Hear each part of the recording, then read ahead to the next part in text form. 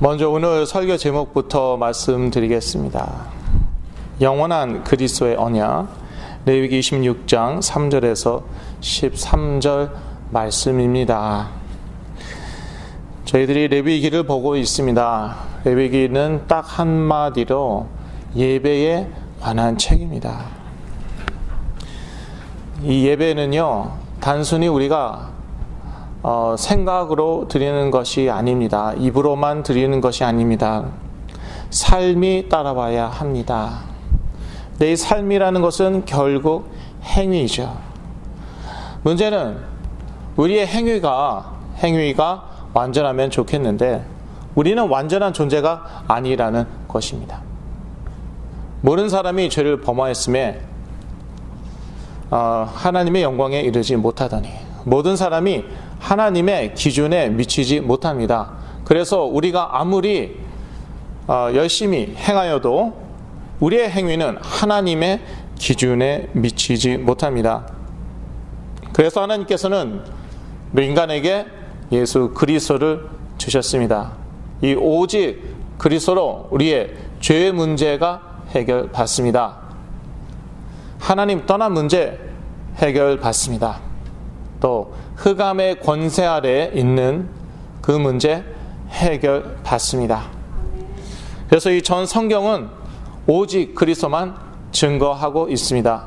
예수님께서 요한복음 5장 39절에 말씀하셨습니다. 이 성경은 나를 증거하는 것이다.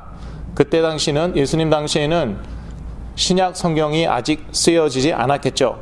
그래서 예수님께서는 구약 성경을 두고 하시는 말씀이셨습니다. 아무리 구약 성경을 뒤져봐도 예수 그리스도라는 말이 나오지가 않습니다. 메시아라는 말은 몇 번 나오죠. 많이 나오지도 않습니다. 그럼에도 불구하고 예수 그리스도께서는 이 구약 성경 전체가 나를 증거하는 것이다. 왜냐? 우리 인간은 창세기 3장 아담과 하와가 죄를 지어서 타락한 이후로 우리 인간에게는 희망이 없습니다. 아무리 의지력이 강하고 열심히 노력해도 희망이 없습니다. 저는 이 그리스도가 희미하였습니다. 분명하지 않았습니다. 어머니 쪽으로 5대째, 아버지 쪽으로 3대째 크리스천입니다. 어렸을 때부터 말씀을 읽고 자랐습니다. 고등학교 고3 때도 아침에 일어나면 무조건 말씀을 읽고 묵상을 했습니다. 그리고 적용을 했습니다. 오늘은 무엇을 실천할 것인가? 오늘은 어떻게 말씀대로 살 것인가? 그것이 하나님께서 받으시는 그러한 삶으로서의 예배가 아닌가? 맞습니다. 삶이 따라와야겠죠. 결국 근데 우리의 삶은 행위입니다. 저의 행위가 못 따라오는 것입니다. 고3 때 제가 그렇게 열심히 말씀 보고 또 실천하여 살려고 했는데 그런데 저에게는 자꾸 문제가 찾아왔습니다. 불안증이 찾아왔습니다. 패닉 어택, 한국말로 공황장애라고 하는 것 같습니다. 그게 고3 때 찾아왔습니다. 저는 화가 났습니다. 내가 그렇게 말씀 보고 삶으로서의 예배를 드리려고 했는데 왜 나에게 문제가 오는가? 그것을 쉽게 얘기하면 율법주의라고 하죠. 자기의 힘과 의지로 한번 완전하게 살아보겠다. 그렇다면은 뭐 엉망으로 살아도 되는 것이냐? 물론 아닙니다. 물론 아닙니다. 오직 그리스도, 하나님께서 우리에게 주신 것은 그 그리스도의 약속입니다. 언약입니다. 그것을 믿는 것입니다. 올해는 종교개혁 500주년 기념입니다. 카톨릭이 뭐가 그렇게 나쁘냐? 한국의 정의 구현을 위해서 한 일이 많습니다. 구제 사업 정말 많이 합니다. 그런데 카톨릭은 행위 구원을 얘기하고 있습니다. 하나님께서 주신 우리의 구원은 오직 그리스도이며 또 오직 믿음입니다. 그 오직 그리스도를 믿을 때에 우리에게는 엄청난 변화가 일어납니다. 우리는 하나님의 자녀가 되는 것입니다. 우리의 생각에, 우리의 마음에 변화가 일어납니다. 우리의 영과 우리의 생각과 우리의 마음에 변화가 일어났는데 행동에는 하나도 변화가 일어나지 않는다. 그건 말이 안 됩니다. 그렇게 따로따로 놀지 않습니다. 저희들은 완전한 영적인 존재예요. 정신적인 존재예요. 육적인 존재입니다. 하나님께서는 이 그리스도의 언약을 처음부터 주셨습니다. 레위기 26장을 보시겠습니다. 레위기 26장에는 율법의 순종에 따르는 보상과 불순종에 따르는 징벌을 말하고 있습니다. 율법에서 매우 중요한 부분입니다. 출애굽기에도 나왔습니다. 그리고 신명기에도 나옵니다. 여호수아서에도 나옵니다.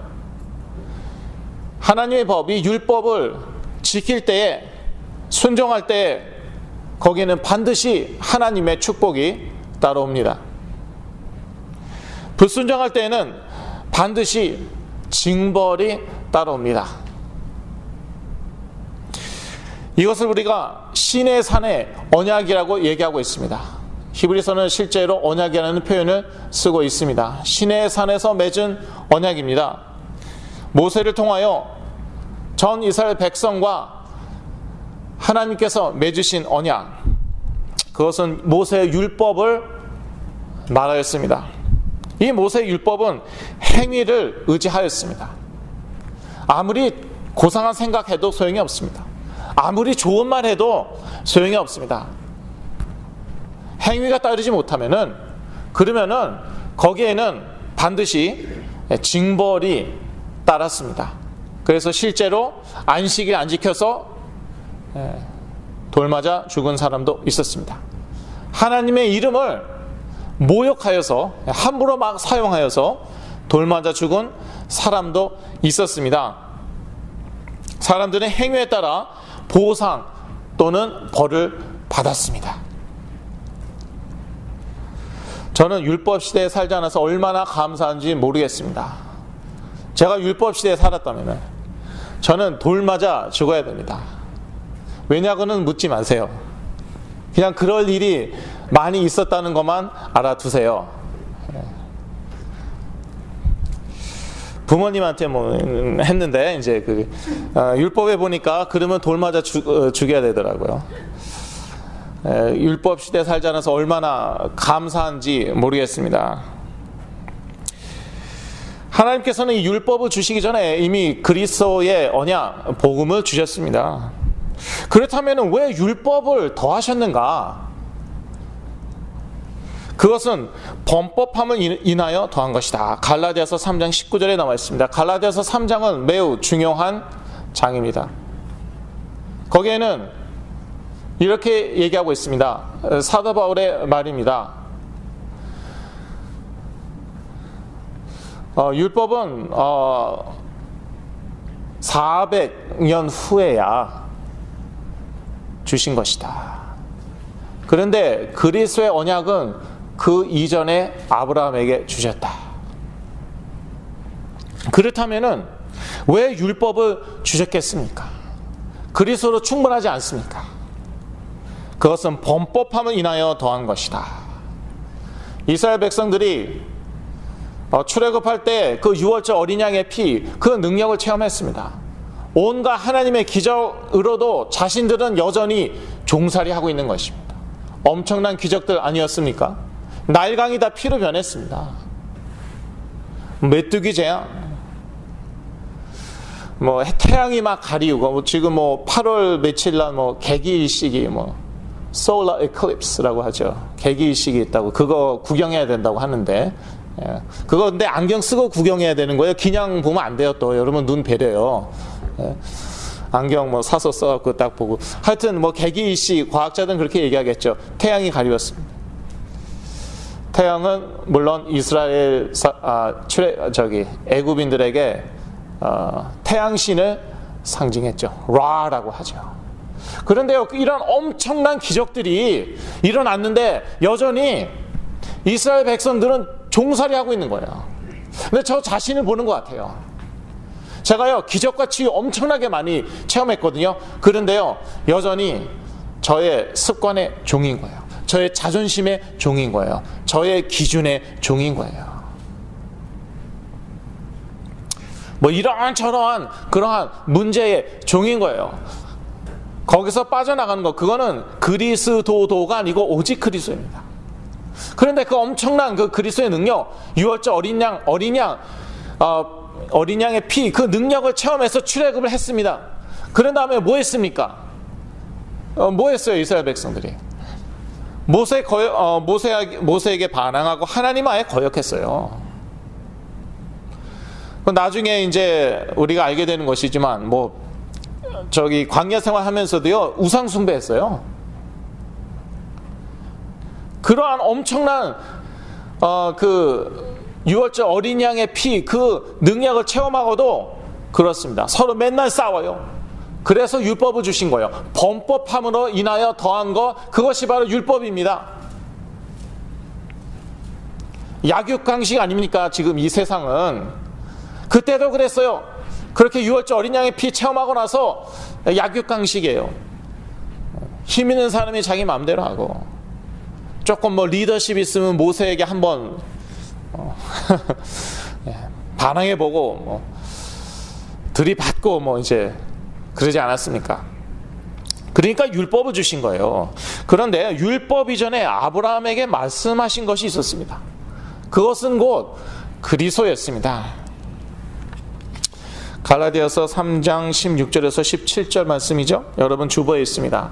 이 약속들은 아브라함과 그 자손에게 말씀하신 것인데 여럿을 가리켜 그 자손들이라 하지 아니하시고 오직 하나를 가리켜 네 자손이라 하셨으니 곧 그리스도라.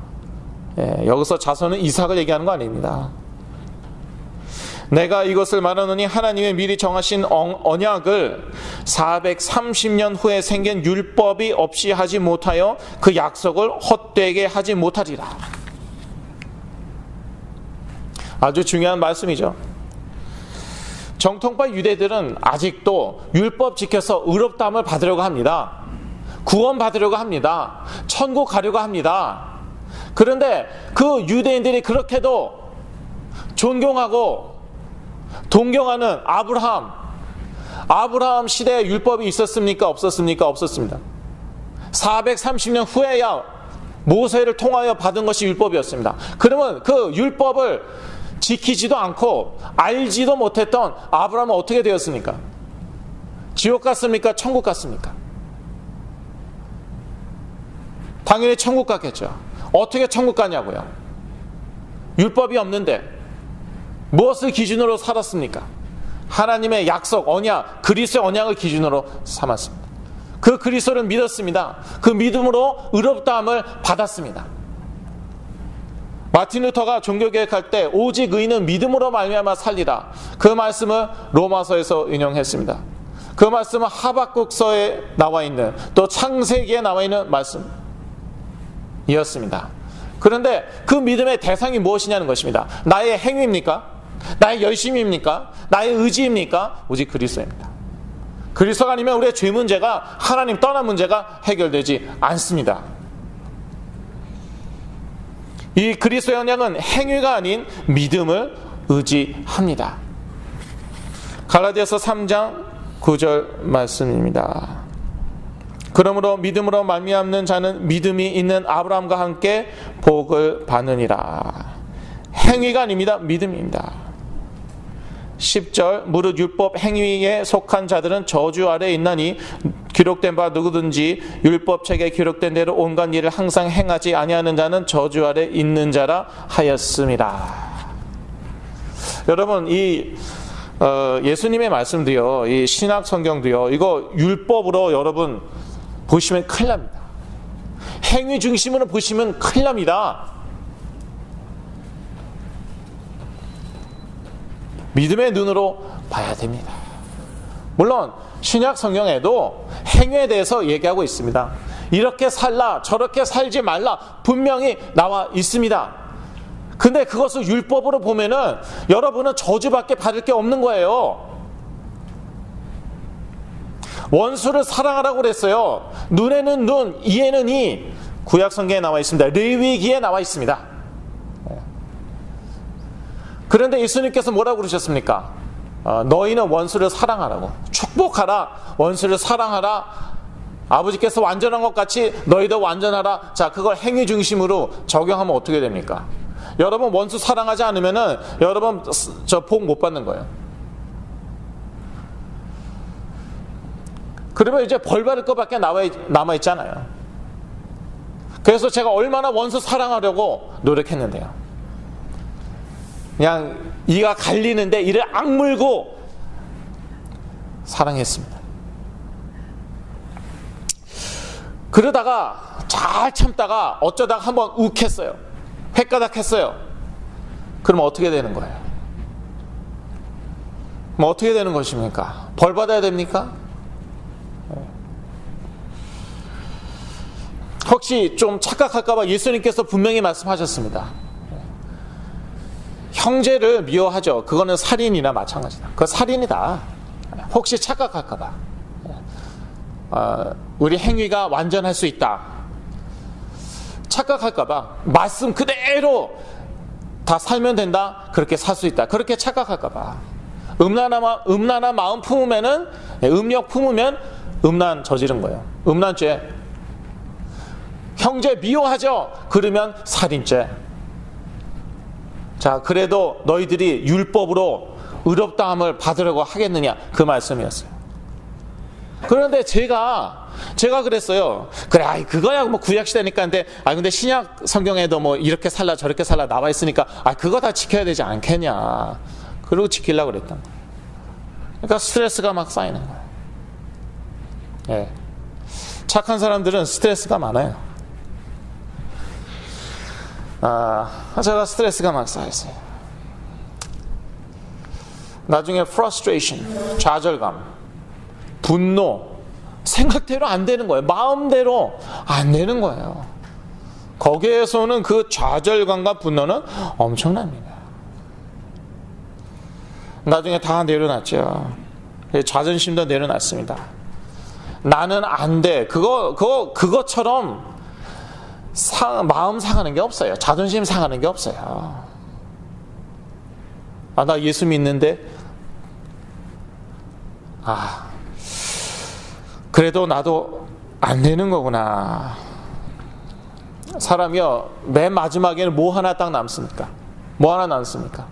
돈 다 없고, 재산 다 잃어버리고, 가족도 잃어버리고, 몸도 망가지고, 그래도 딱 하나 남는 거는 있습니다. 뭐가 남습니까? 자존심입니다. 그게 무너져야 돼요. 이상하게 무너지면은 정신적인 문제가 오고요. 이게 그리스도로 무너져야 되는 거예요.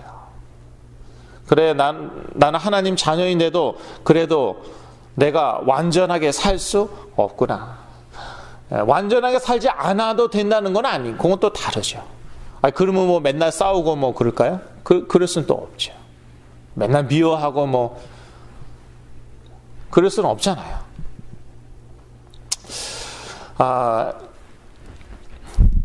그런데 저에게 변화가 일어났어요.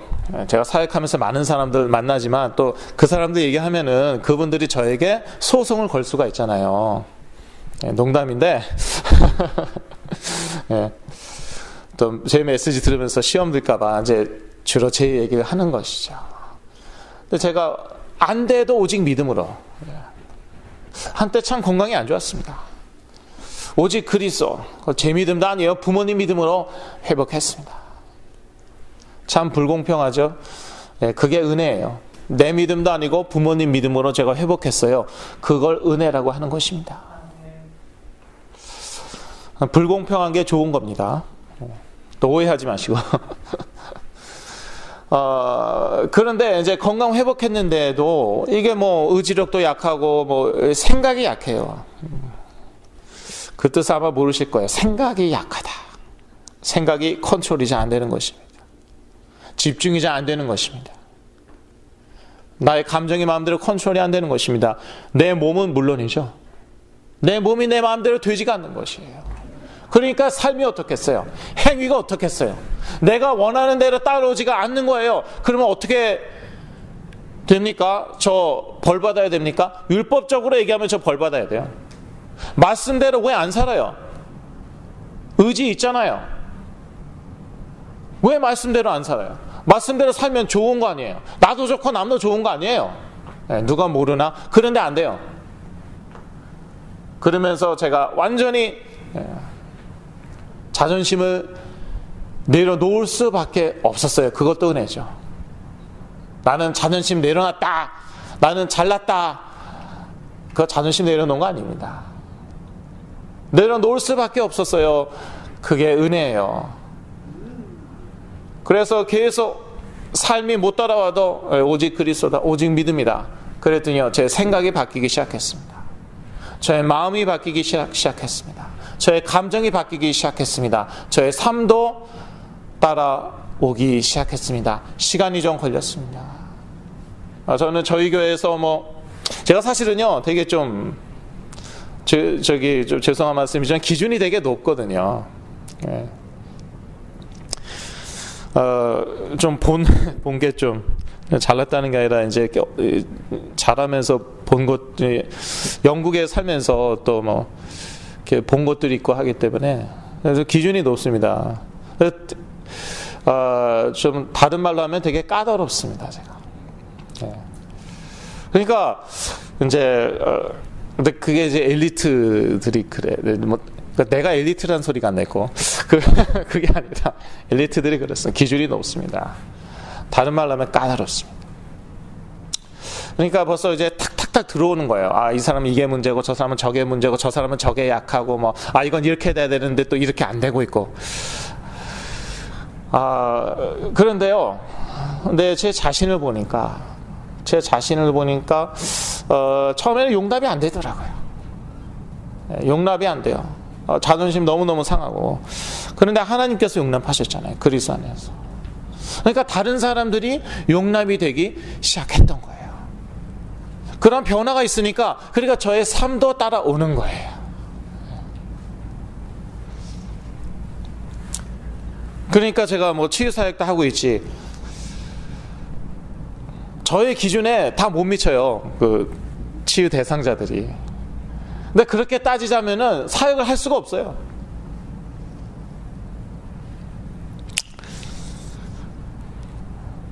요즘에도 그냥 부모님하고 같이 사니까 숨길 수가 없어요.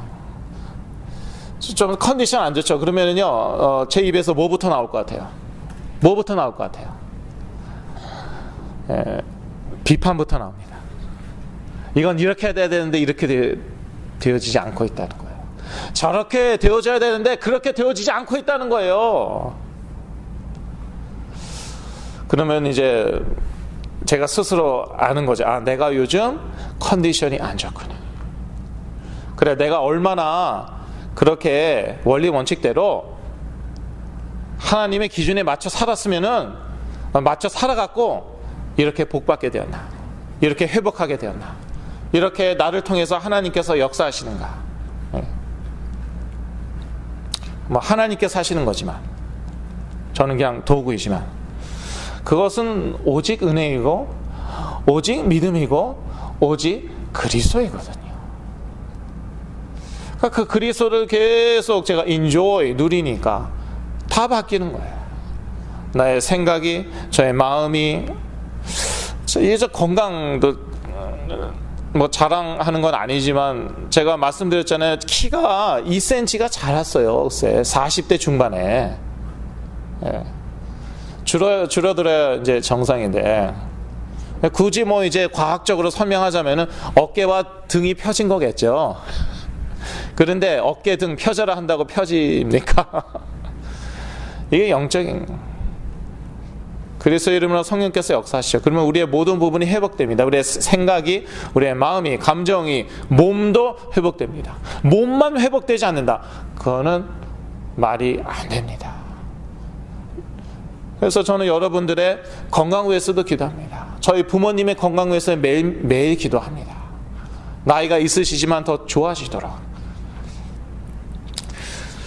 우리는 그런데 중요한 것은요, 우리는 그리스도 안에서 이미 모든 신령한 복을 받았다는 것입니다. 뭐 새롭게 받을 필요 없습니다. 확인하는 것일 뿐입니다. 적용하는 것일 뿐입니다. 이 세상에서 enjoy, 누리는 것일 뿐입니다. 에베소서 1장 3절 말씀입니다. 찬송하리로다 하나님 곧 우리 주 예수 그리스도의 아버지께서 그리스도 안에서 하늘에 속한 모든 신령한 복으로 우리에게 복 주시되. 앞으로 받을 것이라는 말씀입니까? 죽은 다음에 천국 가서 주실 것이라는 말씀입니까? 지금입니다. 받았다는 것입니다. 같은 에베소서 말씀이지만 We have been seated in the heavenly realms with Christ. 번역이 어떻게 되는지 잊어먹었어요. 이미 그리스도와 함께 하늘에 영적인 그런 realms, 영적인 세계에 앉히었습니다. 그러한 영적인 축복을 우리가 누리고 있습니다. 하나님 보좌의 축복을 누리고 있습니다. 그리스도와 세계 복음화의 언약입니다. 그리스도와 세계 복음화의 언약은 하나입니다. 갈라디아서 3장 8절 말씀입니다. 또 하나님이 이방을 믿음으로 말미암아 의로 정하실 것을 성경이 미리 알고 먼저 아브라함에게 복을 전하되 모든 이방이 너를 인하여 복을 받으리라 하였으니. 제가 사역하다 보면 이런 분들이 계세요. 아니 그러면 아브라함이 예수 그리스도를 알았다는 것입니까? 성경에 그런 말이 어디 나와 있어요? 창세기에 그런 말이 어디 나와 있어요? 창세기에 안 나와 있고 갈라디아서에 나와 있어요. 우리에게 주신 것은 복음입니다. 율법이 아닙니다. 저희들에게 주신 것은 복음입니다. 이 복음의 핵심은 그리스도입니다. 그래서 아브라함이 이 복음을 알았을까? 당연하죠. 그런 말씀이 성경에 어디 있어요? 여기 있잖아요. 아브라함에게 복음을 전하되 뭐를 전했으니까? 복음 전했어요. 복음의 핵심 무엇입니까? 그리스도예요. 그렇다면 아브라함은 당연히 복음도 알고 그리스도도 알았던 거예요. 그런데 복음의 내용이 그 8절에 나옵니다. 모든 이방이 너를 인하여 복을 받으리라 하였으니. 이게 바로 세계 복음화입니다. 아브라함에게 처음부터 이 그리스도의 언약, 그리스도를 주셨습니다. 율법 주시지 않았습니다. 율법은 430년 후에 모세를 통해서 시내산에서 주셨습니다. 시내산 언약이라고 아까 말씀드렸습니다. 처음부터 주신 언약은 그리스도의 언약이었습니다. 아브라함은 이 그리스도의 언약을 믿고 의롭다함을 받았습니다. 그것을 회복하고자 한 것이 바로 마틴 루터의 종교개혁이었습니다. 그런데 이 그리스도와 세계 복음의 언약은 뗄래야 뗄 수가 없습니다. 마태복음 1장 1절 뭐라고 나와 있습니까? 아브라함과 다윗의 자손 그리스도의 세계라 족보다. 그리스도가 누굽니까? 아브라함의 자손. 아브라함의 라인으로 그리스도께서 오셨습니다. 아브라함은 그 그리스도를 믿고 의롭다함을 받았습니다. 그런데 그 그리스도를 통하여 모든 족속이 저희 한민족, 한국 민족까지 돼요. 복을 받게 되었습니다. 이게 세계 복음화입니다. 그래서 이 그리스도와 세계 복음화의 언약 뗄래야 뗄 수가 없습니다. 한국이요 참 도대체 몇 년째 망할 것이다, 전쟁 터진다. 제가 도대체 몇 년째 듣고 있는지 모르겠어요. 제가 어렸을 때부터 들었어요. 맨날 전쟁 난대요. 맨날 북한이 쳐들어온다 그러고, 맨날 망한다 그러고. 그런데 한국이 참 문제가 많아요. 저도 참 외국에 이제 어렸을 때 영국에 살다가 한국 오니까 문제점밖에 안 보이는 거예요. 적응 못 하겠더라고요. 이제 좀 이렇게 비교가 되니까. 특히 정치적으로. 경제는 그렇다 치고, 경제는 세계 10위 안에 이제 들지 않습니까? 그런데 한국 사람들이 참 귀한 게 있어요. 그건 뭐냐 하면요, 가는 곳마다 교회를 세워요. 그러한 민족은 하나도 없다고 합니다. 미국 사람 다른 나라에 많이 나갑니다. 뭐 일도 하고 살고 교회부터 세우지 않아요. 뭐 영국 사람이건 어느 나라 사람이건 뭐 세우는 사람도 있고 세우지 않는 사람도 있고, 한국 사람들은 뭐 무조건 교회부터 세우고.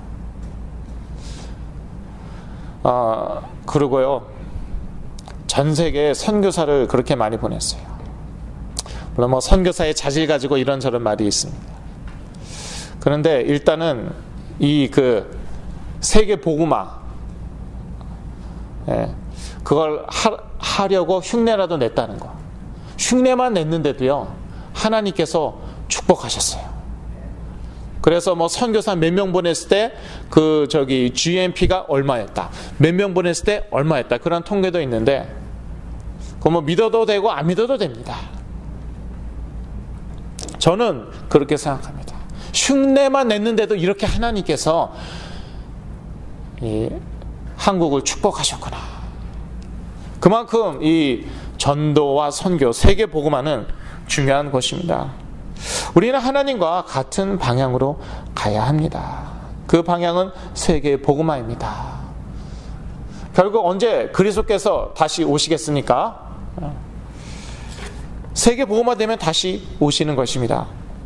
마태복음 24장 14절, 이 천국 복음이 모든 민족에게 증거되기 위하여 온 세상에 전파되리니 그제야 끝이 오리라.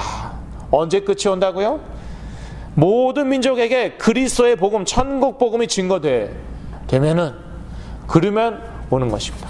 하나님께서는 절대 주권을 가지고 지금도 인류의 역사를 이끌어가고 계십니다. 물론 사단도 역사하고 있습니다.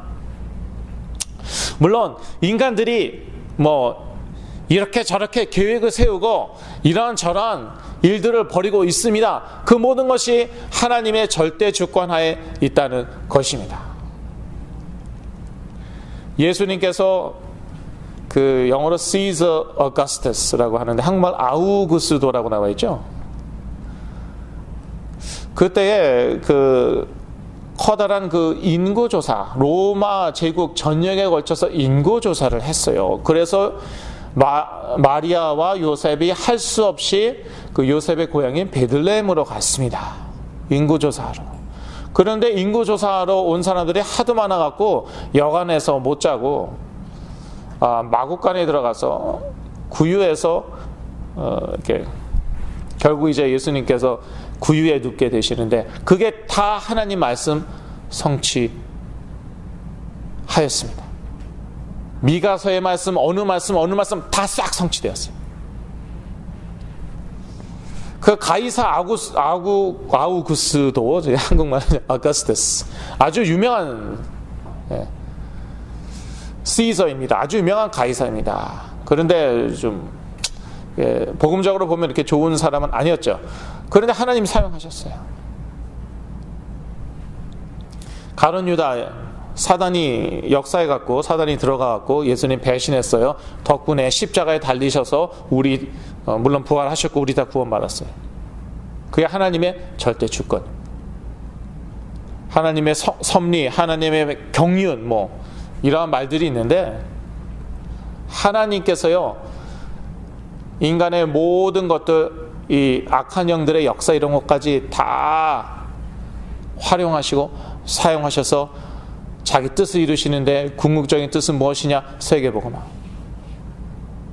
그러니까 그게 이제 성령의 역사 방향, 뭐 하나님의 역사 방향, 그러니까 그 흐름을 타면 되는 거예요. 근데 그거와 반대로 가죠. 그러면은 뭐 사실 복을 받을 이유가 별로 없는 것이죠. 하나님께서는 사랑하시는 자를 징계하신다. 징계한다니까 뭐 벌 받는 것 같은데, 영어는 discipline이라고 나와 있습니다. discipline은 훈계입니다. 훈육. 우리 삶 가운데 어려운 일이 있습니까? 하나님께서 훈계하시는 것일 수 있습니다. 사랑하시기 때문에. 그런 방향으로 가면 안 되니까. 잘 먹고 잘 사는 방향으로. 그건 불신자들 다 그렇게 살아요. 전 세계 사람들 다 그렇게 살아요. 나 하나, 우리 가족 하나 잘 먹고 잘 살겠다. 우리마저 그러면 안 되지 않습니까? 그렇게 뭐 최고로 잘 먹고 잘 살다가 뭐 이혼 3번 하고 뭐 누군지 뭐 제가 얘기 안 했어요. 그리고 파산을 뭐 4번인가 5번을 했대요. 네. 미국에서 가장 돈 많은 사람 중에 하나 말씀드리는 거예요. 참 눈치채고 웃으시는 분도 있는 것 같아요. 이혼 3번 하고 파산 4번 하고 이제 최고의 권력을 갖게 됐는데, 그런데 막내 아들은 자폐예요. 그 어머니는 항상 얼굴이 우울해요. 이제는 뭐 또 이제 정치적으로도 이제 복잡하게 됐지만, 뭐 그분을 제가 욕하는 거 아닙니다. 저는 그분 위해서 기도하고 있거든요. 하나님께서 쓰시더라. 그게 인생이라는 거예요. 그렇게 잘 먹고 잘 살려고, 나 하나, 우리 가족 하나 잘 먹고 잘 살려고 그렇게 노력했더니 결과가 그렇다는 거예요. 그 방향으로 가지 말라는 거예요. 모든 사람들이 그 방향으로 가고 있는데 너마저도 그 방향으로, 뭐 오래 살아봤자 얼마나 오래 살겠다고, 영원히 살지도 못하면서 이 땅에 있을 때 하나님의 뜻대로 하나님과 같은 방향으로 갔어요.